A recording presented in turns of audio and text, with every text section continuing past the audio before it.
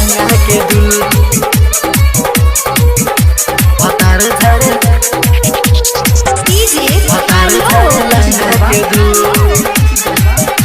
से लागल लॉकडाउन के रूल भतार झारे लहंगा के धूल जब से लागल लॉकडाउन के रूल भतार झारे लहंगा के धूल जब से लागल लॉकडाउन के रूल भतार झारे लहंगा के धूल सफा रहला पे कहे वायरस ना आवे चोलिया के खोली से सैनिटाइजर लगावे लागे माइंड कर हो गइल कुल भतार झारे लहंगा के धूल जब से लागल लॉकडाउन के रूल भतार झारे लहंगा के धूल लहंगा के धूल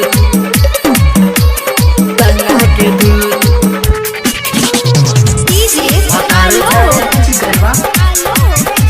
भतार झारे लहंगा के धूल जब से लागल लॉकडाउन के रूल भतार झारे लहंगा के धूल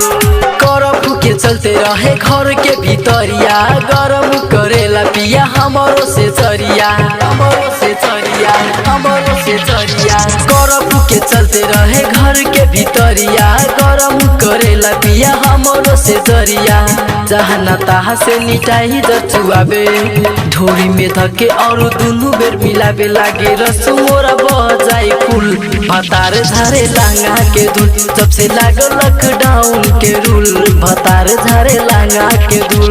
लहंगा के धूल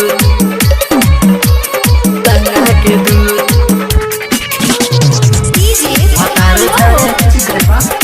भतार झारे लहंगा के धूल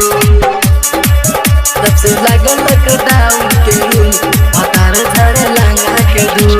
संजय कुमार पिया माने नहीं बात हो जब मन करे तो फेरे लागे हाथ हो फेरे लागे हाथ हो फेरे लागे हाथ हो संजय कुमार पिया माने नहीं बात हो जब मन करे तो फेरे लागे हाथ हो राइटर निसार जब कोढ़ावा में कसे